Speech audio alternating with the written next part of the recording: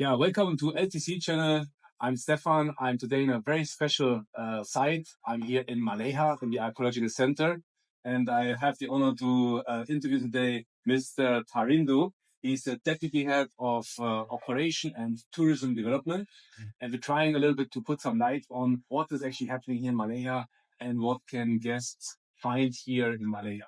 So Tharindu, thank you very much for having your time to meet us. And let me get first right into the first question.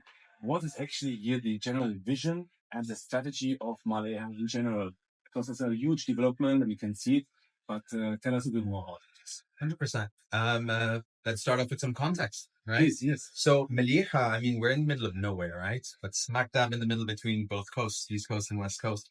So with regards to tourism and everything that we're here to discuss today, it's one of those connectors, one of the gateways.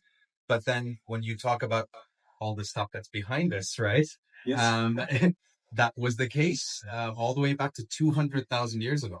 So right now we're in the pre-Islamic zone of the museum, but we can go back 200,000 years, the Paleolithic, right? The first exit from Africa.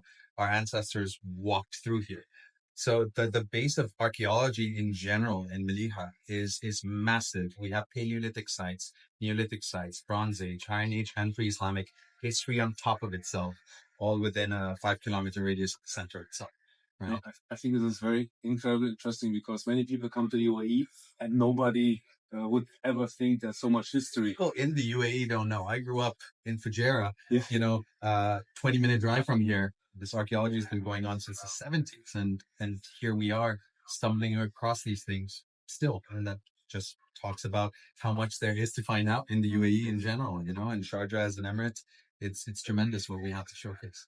So as you see, it's a very, very big project, and you have this beautiful museum here. Who actually is behind the entire setup here, the entire project? Perfect. So the museum is just one aspect, right?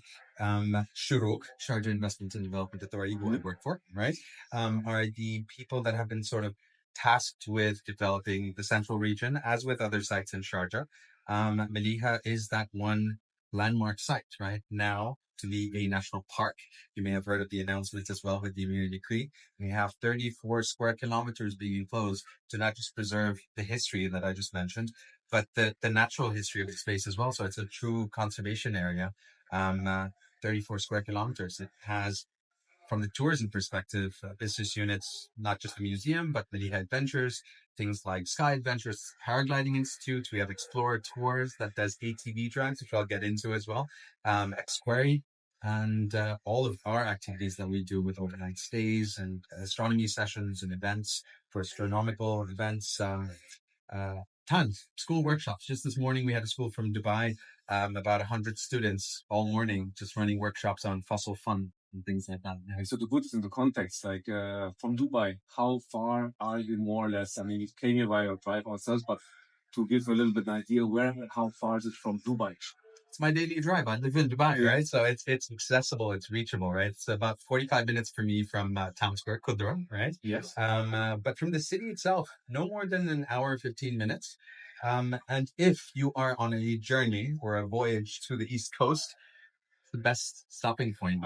We just had a Spanish tourist here this morning as well. First time, just dropped the pin, ended up here on his way to the East Coast, and it has become that connector. And we see this at conferences and within industry and tourism, where they are looking to Mleiha to become that one connection, the stopover, whether it's an itinerary slot or the end destination. Mleiha has quite a lot to look. Yeah, especially also on the way, as you said, towards Fujairah, right? You can perfectly connect it. Yeah. But now let's get a little more into details. I mean, you have this archaeological site. In terms of like activities, you just mentioned a little bit. I think you have a wide range of really special activities. I went a little bit also on the website. I checked already. Can you tell us a little about what can people do here in Mleiha? What can they discover? Because I see a really wide offer. You got the best questions, bud. So yeah, we've got quite the menu. So I mean, as far out as the stables that we have around back, we do horse riding in the desert, right? We've got off-road drives. We've got overnight stays. We have our new glamping project that's opening for its second season now. It's a luxury camp, fully furnished and fully sustainable, right? And the point there is everyone slaps the eco label on everything, but glamping is a great example with Mleiha Glamping of fully run on solar, right? Not an ounce of consumables that is non-biodegradable. You won't find a piece of plastic. Even your welcome card is printed on recycled paper. The attention to detail that we go into, and now being within a protected area, is being applied to all other practices, whether it be off-roading, whether it be other sunset lounges and stays, whether it be the other stakeholders, like these other operators I mentioned, explorators, everyone is folding into this new experimental protected area that doesn't just protect and conserve nature, but also has a strong focus on developing tourism and ecotourism authentically so. You might ask the question, how do SUV drives and dune buggies match with the protected area? Yes. They're all run on designated off-road zones and off-road tracks, maintained heavily with the strictest of protocols. We've developed a platform for this to function and work one-on-one with nature. Rotational pathways, letting the dunes rest off seasons, footfall ceilings, and vehicular ceilings as well are all being implemented, and all of these stakeholders are working together. Uh, I haven't seen anything like this, in the region, and I'm proud to be part of, a team that's sort of developing this. It may become the benchmark, and we hope so, for the region of how those types of activities can operate without causing detriment. So you have how many activities exactly now in this area? So you're talking about dune bashing, buggies. I think about the horse riding, etc. Can you talk a little bit more about the horse riding as an activity? Because I think many people, when I see the environment here in the middle of the most incredible desert, I lived here also for many years, and when I saw for some horse riding, that caught my attention. For a special trip for people to come horse riding in this beautiful scenario. So you have basically different stakeholders who offer within this eco-friendly system these activities. And horse riding, can I just ride in the wild here, or You can. So we have horse riding classes as well within the arena, where you have instructors teaching you and everything as well. And once you reach a certain level, because we do police these things, you can't have first time riders go out into the desert, whether they're guided or pulled or towed through as well. But for anyone that's intermediate through, we ease you into this. And for experts, it's an open trail that we take you on, proper desert hacks, and it's as with everything else. I like to say, we don't do the typical belly dancer and buffet, right? And that applies to everything that we do, whether it be the horse riding, whether it be the education programs. I mean, you come to our overnight stays, even in our traditional camping and not glamping, and you're greeted with not just great dining experience, but an astronomy session. And not with a random tour guide or anyone. We have an education department with subject matter expertise. For example, Prabhu's astrophotography is used by NASA and Indian Space Agency. So we have incredible people, paleontologists on the team like Nirmal publish papers, right? And they're here educating your kids or you if you sign up for one of these. So archaeological tours, everything with the workshop space, archaeology, astronomy, and natural history, stays and escapes, and then adventures as well. I mean, sandboarding and things like this that we do as well are possible here. So you have this avenue for experiencing those things guilt-free for one, right? And then in a truly sustainable manner, and we're constantly fine-tuning that and troubleshooting and finding the gaps where we can be more sustainable, be more ecologically, sound. I, for one, my background, I'm a wildlife ecologist. So we're starting from that end and working towards commercialism, unlike most other spaces of this nature that start with commercialism and work the other way, So, yeah. Amazing. In terms of target audience, if you think, for example, families with small kids or couples or elder people, would you also say that the offer you have here is accessible for all target groups, or all income brackets, all target groups, age groups wise, nationalities as well? When we're looking at inbound tourism in particular, we've been surprised, right? With the range, the sheer range that our packages. I mean, having the benefit of having a massive menu of sorts is that. But accessibility for me, for one, was key. Our school programs are run to be effective in distilling information and educating the youth without breaking bank. And it's for that one parent that has 5 to 6 kids and has to pay every year for the school outing for each of these kids, and that can't necessarily afford, a 300 dirham picnic fee, Yes. to send them to IMG World or somewhere else, and instead want to send them to educational facilities, but still not break the bank, and that sort of to us in Mleiha is key, that we keep those doors open and accessible, while also having the luxury items there for the crowd that's looking for that. So Mleiha Glamping is a great example of that staying. And if it's too pricey or it doesn't fall into the right market niche, then we have our standard Coleman tent camping that is still quite luxurious. Yeah. You have a dining experience with majlis style seating, fire pits, and everything dedicated to you. And this experience that's built around it.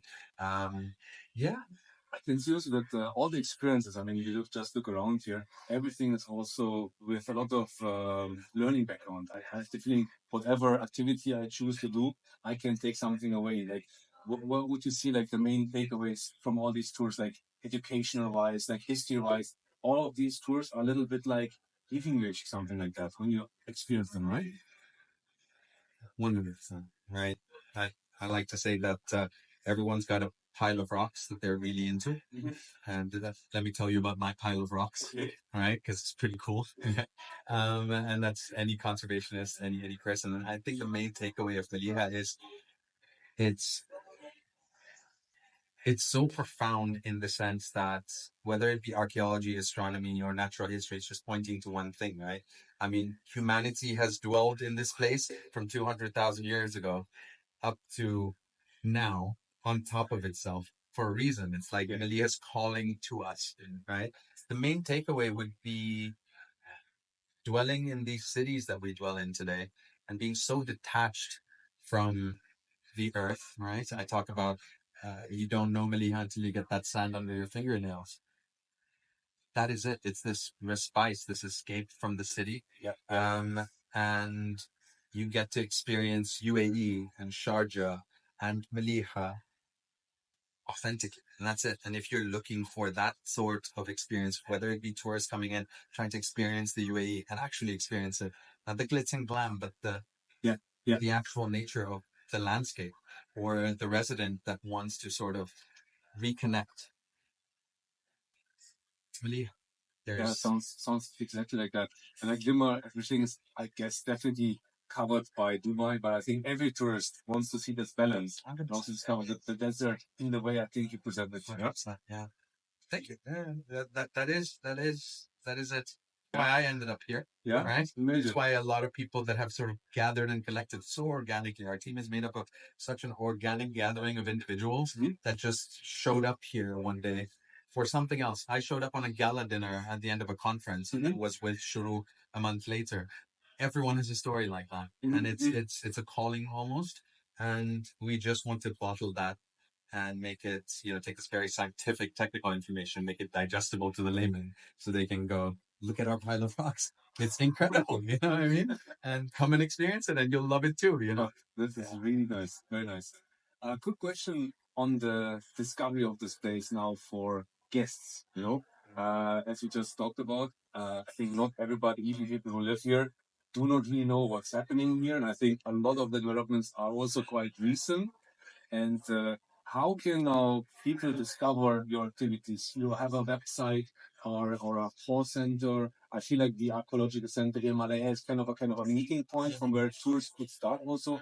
Can you tell us like how guests can discover you and how you can book your experiences, or how is the process here? 100%.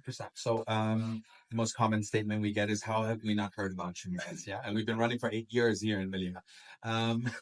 Now, with the national park development, the archaeological center becomes the visitor center of the national park as well. So, about 34 square kilometers. But if you punch us on Google and go Maliha Archaeological Center is the first thing that pops up, and that's with location wise. Now, on our socials, it's Discover Maliha.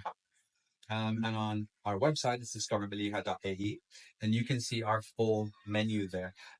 There will be a Maliha National Park website up soon, so keep your eyes peeled, and that will have all other stakeholders and everyone represented as well. So you'll be able to learn about the protected area, and then how you access it then will be presented there in our commercial sections, and how you can book directly on the website. We will make sure also in the podcast to highlight your sources, etc., that people can access them. Yeah. Besides now, you have come a long way the last 8 years. Is there now, from now on going forward, any future developments you're planning, like from your existing offer? Is there any bigger plans you are trying to develop? So there's a few more on, I'd say, on the altruistic end, right? We've got, and we're working on creating research funds and creating this hub for, um, you know, uh, university students and people to come in and do research, and international researchers as well. Partnerships underway, can't really mention as well, with certain universities in UAE, where we have field research and students giving that next generation the chance to study the environment. And this could lead in the future to what we hope, Mleiha becoming that space for conferences, summits, things like of that nature. We have the World Heritage nomination as well, which Mleiha is on the list of. And so all of that sort of folds into it. So the other side of tourism, in a sense, is being focused in on with the conservation areas in that aspect. We then have other art showcases and events, Tanvir for one, which is coming in this year and will be happening annually, along with other open air art showcases, music, poetry, all these other things, and that space that we're looking at as well with utilizing video. There's a lot. I mean, in the coming years, there'll be wildlife releases and reintroduction programs. There's seeding and CSR opportunities for anyone out there that's interested in coming in and not just planting a tree and taking a photo with a shovel, right? But actually being part of a strategized long-term green-up of the desert, not in the stereotypical sense of what you hear, but actually bringing Mleiha and the desert ecosystem back to its natural equilibrium, right? We're not turning it into a rainforest, turning it into the best desert it can be. Like also introducing perhaps endangered species plants? So native plant types, and we built that structure from the food web up until we can understand from the carrying capacity of the space what can be reintroduced. So endangered species that are on the list, along with other larger fauna like gazelle and oryx that would have, and there's plenty of evidence of them inhabiting these spaces. So all these natives that are coming back, and we've seen it already with our partial fence line as well, that we're seeing a massive boom, migratory species of birds that traverse through here. We've got 2 nesting pairs of Bonalese eagle, right, on the cliff face in the mountain itself. So the environment is already conducive, and just control of the tourism practices and the impacts we constantly have on nature is enough for them to come back. Nature heals itself, you know? Is there also a way for guests with their own car to come here, perhaps and camp or stay overnight, let's say, outside of the glamping or the camping office you have? Can people come here into, let's say, designated areas in a controlled way to do camping also in the future? So with the national park starting off, no, is the short answer, Okay. right? But Makes in sense. it's within the master plan. So we need a year or two at the least to sort of allow rest, right? And access will still be granted through said operators. And once we fine tune this and actually study this for a couple of years to see how footfall impacts can be mitigated and how we manage this, there are already plans, and we've already decided on the locations for public camping, for caravans, for all these spaces. Yeah. The infrastructure needs to be put in place. And protocol. We've got our ranger force already on board that are running through and building the SOPs and, Yes. the strategy of how we manage this space. And once we're ready, and only once we're ready, will we open to the public. And that is just going to be something else, right? That is the end goal, right? Yes. Opening to the public. You see this around the world with protected areas, whether it's stateside or whether in Europe or other spaces. I mean, even in Kenya, Sri Lanka, where I'm from, right? Third world as it is, protected areas and national parks have that protocol that people can go and access. You can book a camp slot in the middle of nowhere and just enter through the gates and go to that spot. As long as we can manage all of those effects like littering and blah, blah, and control it and educate the public that comes in, Of course, and figure that out, that secret sauce, the day that happens, we open up to the public. I think this is really the difference to other places here, that you make first the homework, you create the SOPs. There's no other way. Yeah. And then you start with commercialization. Yeah. Perfect. We are sitting now though, today in this archaeological center. We are almost not talking about this here. What do you think are the highlights now? Because I can enter here, like in a museum, right? At here at Bishopsy, and what can I discover specifically now here? We got beautiful old trophies here behind us. What is the highlight in this museum, and how far does the history go back? What I can discover here in this specific center now? I'm kind of biased because all of it's cool. But I mean, see, we're in the pre-Islamic right now, right? And there was a massive city here, Yeah. right? During pre-Islamic, 400 CE, right? BC. Um, we've got Roman incense burners, Greek pottery with lettering still on it, Okay. Persian glass ampules for perfume, Mesopotamian alabaster. There's Aphrodite, a little statue of Aphrodite. We have history from around the world, the trade hub that this was, right? Being strategically located smack dab in the middle between both coasts. We have history from around the world leading up to today. And these people live together. When we talk about the diverse melting pot of Dubai, Sharjah, Abu Dhabi, and these big cities, it's not recent. Right? Yeah, it's So I'd say the pre-Islamic is an incredible one. But then when you go back to the Paleolithic and the findings we have that are 200,000 years old, we're not just talking about UAE's history. Yeah. We're talking, me and you have an ancestor in common that placed their hands on that tool. Like literally our great great great great granddad or grandmom placed hands on that tool and made it. So it is our history in that sense, and that's why Mleiha needs that platform to become that space, a known name, whether it be Petra or Giza or the Great Wall of China. Mleiha needs to be up there, and that's sort of what we want to build and what we're working on developing, both brand wise and then in actuality. Yeah. Right. Becoming that space is sort of integral to what Shuruk is trying to do, what leadership in Sharjah is trying to do as well with His Highness and Her Highnessship of Dur as well, who is incredibly supportive. I can't even begin to explain how supportive they are on all endeavors and everything they themselves are working on with Sharjah Archaeology and everything in this space. So it's tremendous. The potential that Mleiha has that is only just going to sort of evolve. But yeah, two highlights, I'd say the Paleolithic, yes. everything in between, and the pre-Islamic. Yeah. No, I'm gonna go for sure also now after this a little bit through and cover a couple of things what we discover here. So I think I would really like to thank you, and for showing us to make us understand a little bit what's happening now here in Mali. I think now we understand much better what is happening, what is the future vision, and also especially what's behind the whole project. And I think it's absolutely unique to preserve this important history. And I would say represent the culture and historical part and showcase, especially in the UAE, because I think in Dubai you may not find these kind of things. You do it in a very nice way here. And yeah, thank you very much for understanding this. My pleasure. And I'm sure that many get very interested after this to discover by themselves.